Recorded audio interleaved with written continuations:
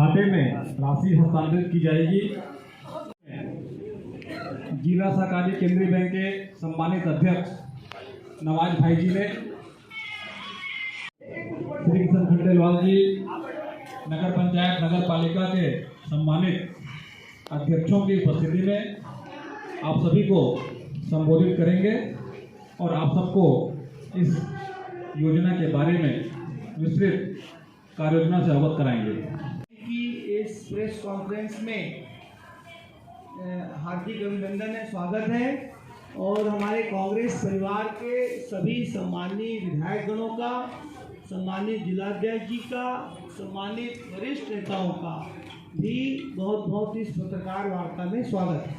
साथियों, जैसा कि सर्वविदित है कि 2018 में विधानसभा चुनाव में के बाद जब से कांग्रेस की सरकार बनी है, छत्तीसगढ़ के यशस्वी मुख्यमंत्री आदरणीय श्री भूपेश बघेल जी के नेतृत्व में लगातार किसानों की योजनाओं पर, किसानों की आय को बढ़ाने के लिए, उनके जीवन स्तर में सुधार लाने के लिए और छत्तीसगढ़ की अर्थव्यवस्था को मजबूत करने की दिशा में आदरणीय मुख्यमंत्री जी लगातार प्रयास कर रहे हैं। और निश्चित रूप से आज छत्तीसगढ़ देश का पहला राज्य है जहां 2500 में धान की खरीदी होती है और इस वर्ष 1 नवंबर 2022 से जो नई खरीदी होगी वो 2640 रुपये में खरीदी की जाने वाली है, 2640 और 2660।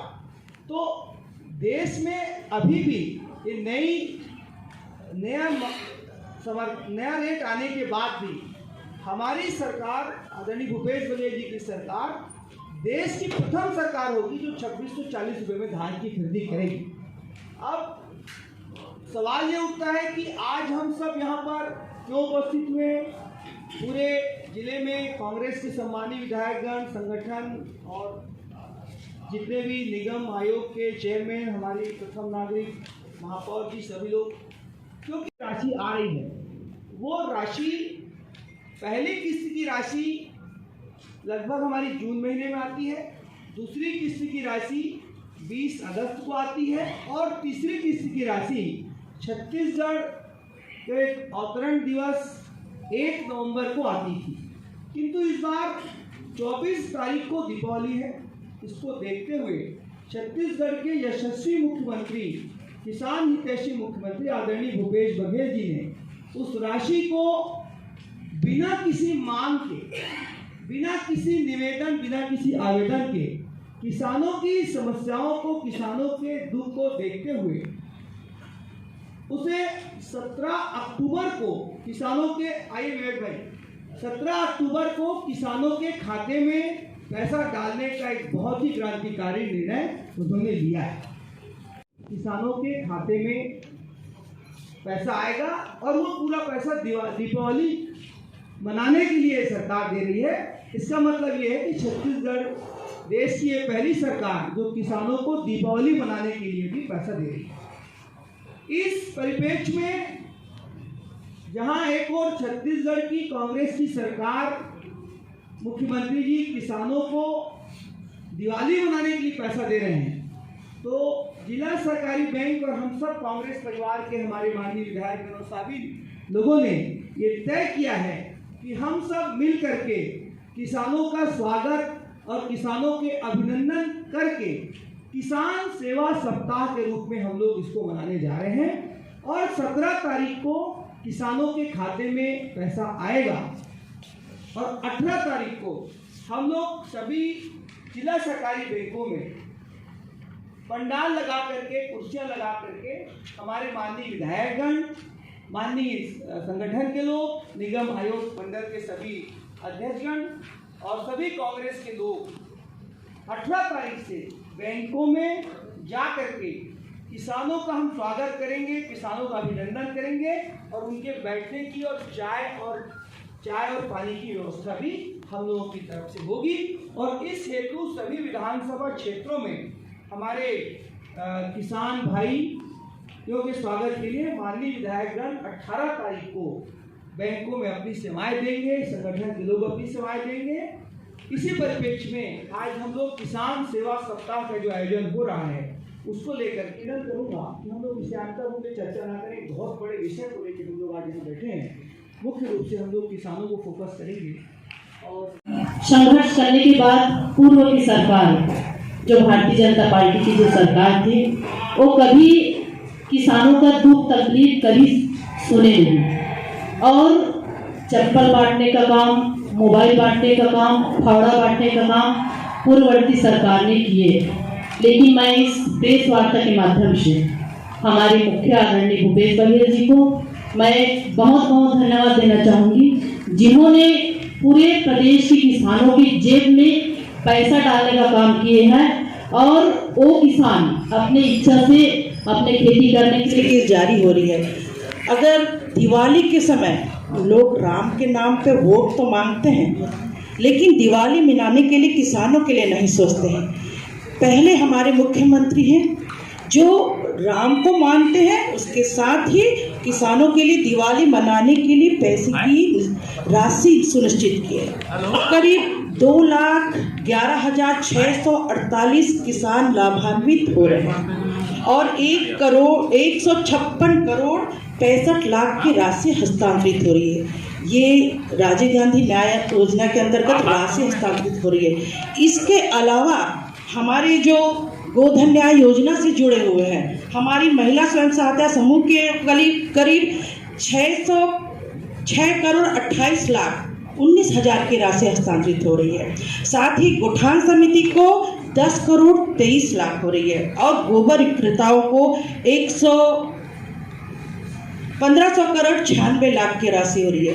इतनी बड़ी राशि हस्तांतरित अगर कोई कर रहा है तो मुख्यमंत्री भूपेश बघेल जी। मुझे लगता है ये तो 2,11,648 हमारे किसान सिर्फ राजीव गांधी न्याय योजना से लाभान्वित हो रहे।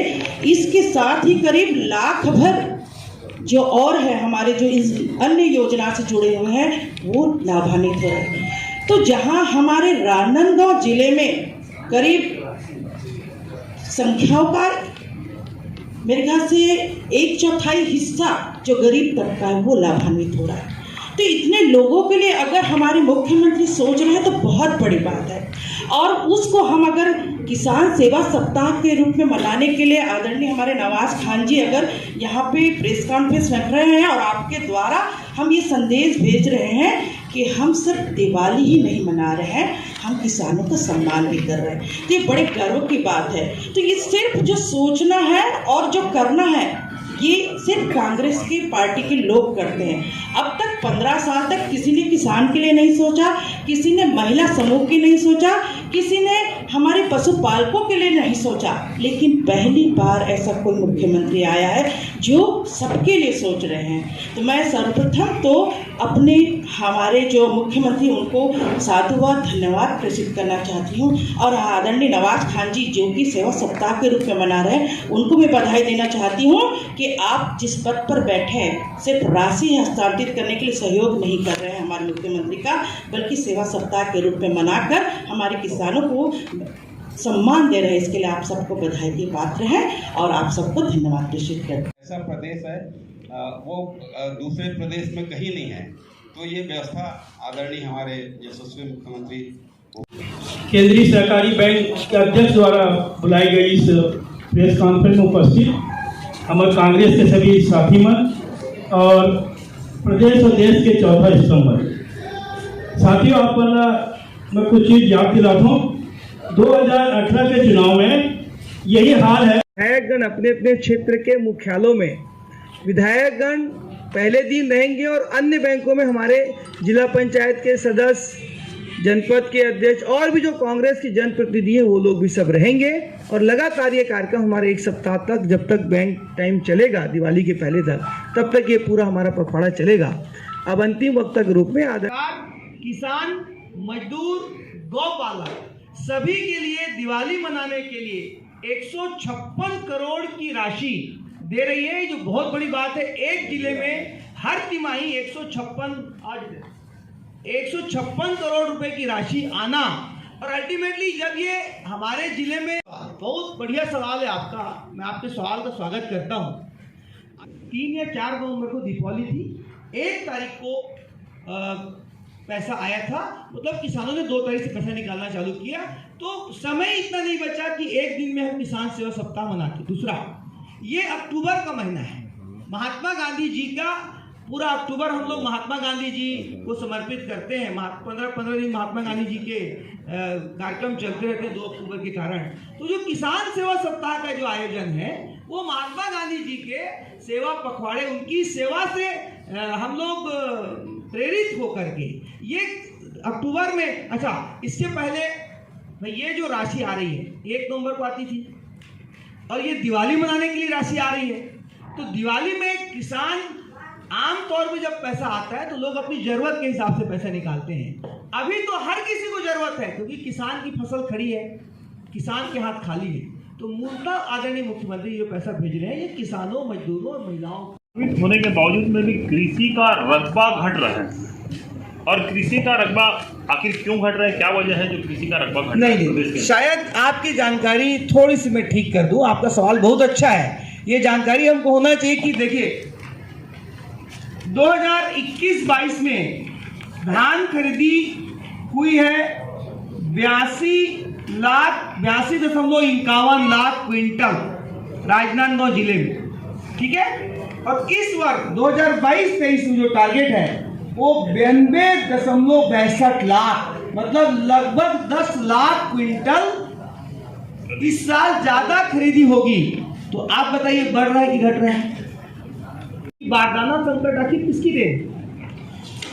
कोई भी राज्य सरकार बारदाना का उत्पादन नहीं करती, हम केवल पैसा भेजने का काम करते हैं। बारदाना सप्लाई का काम केंद्रीय जूट कमिश्नर जो कलकत्ता में बैठता है, पूरे देश में बारदाना की सप्लाई सेंट्रल एजेंसी करती है। राज्य सरकार केवल बारदाना खरीदने का काम करती है। और पिछले 2 सालों से केंद्र की सरकार छत्तीसगढ़ के साथ जैसे खाद के मामले में सौतेला व्यवहार कर रही है, उसी तरह का सौतेला व्यवहार हमारे साथ बारदाने के मामले में भी हो रहा है। इसीलिए छत्तीसगढ़ की सरकार जो किसान बारदाना लेकर के आ रहे हैं उनके खाते में हम 25 रुपया पर बारदाना देने का काम सरकार कर रही है, जो किसान बारदाना लेके आते हैं उसके लिए। तो ये क्लियर है कि बारदाना संकट केंद्र की देन। दूसरा, यदि कोई किसान बारदाना लेकर के आता है तो उन बारदानों के पैसा देने का काम राज्य सरकार कर रही है। उनके खातों में जितना बारदाना वो लेकर के आते हैं उनके खातों में 25 रुपए के हिसाब से वो पैसा चला जाता है। दूसरी बात ये जो अव्यवस्था की बात है, तो आप बहुत सही प्रश्न उठा रहे हैं। 2018 के पहले बहुत अव्यवस्था होती थी। उसका कारण यह था कि बड़ी बड़ी सोसाइटियां थी, 80-80 गांव की, 50-50 गांव की सोसाइटियां थी। ये बहुत ही हमारे सम्मानित विधायकगण और सब जनप्रतिनिधि बैठे हैं। आपको जान के बड़ी खुशी होगी कि 2018 में के पूर्व इस जिले में एक भी सोसाइटी नहीं बनी थी। किसानों के मांग के बाद भी छत्तीसगढ़ सरकार बनने के बाद, आदरणीय भूपेश बघेल जी के बनने के बाद राजनांदगांव जिले में 43 नई सोसाइटियों का गठन किया गया है। न केवल 43 नई सोसाइटियों का गठन किया गया है, वहां पर 25-25 लाख रुपए के गोडाउन भी आदरणीय मुख्यमंत्री जी ने किसानों की सुविधा, खाद, बीज को देखते हुए उन्होंने किया है। और आपको जान के ताज्जुब होगा, पूरे 15 साल में प्रदेश में इस जिले में एक भी सोसाइटी नहीं बनी। एक भी सोसाइटी का निर्माण 15 सालों में नहीं किया गया और केवल इस 3.5 साल की सरकार में 43 नई सोसाइटियां बनी। इसके लिए हम सबको मुख्यमंत्री जी का धन्यवाद ज्ञापित करना चाहिए। निश्चित रूप से छत्तीसगढ़ में आदरणीय भूपेश बघेल जी की सरकार राजीव गांधी न्याय योजना की जो तीसरी किस्त की राशि 1 नवंबर को आती थी, उसे किसान, मजदूर और महिला बहनों की सुविधा को ध्यान में रखते हुए, चूँकि दिवाली इस साल 24 तारीख को है, उसे 1 सप्ताह पूर्व 17 अक्टूबर को किसानों के खाते में छत्तीसगढ़ सरकार 156 करोड़ रुपए की राशि राजनांदगांव जिले में किसानों के दिवाली मनाने के लिए, मजदूरों के दिवाली मनाने के लिए, हमारी महिला बहनों के और गौ पालकों के दिवाली मनाने के लिए राशि देने का काम कर रही है।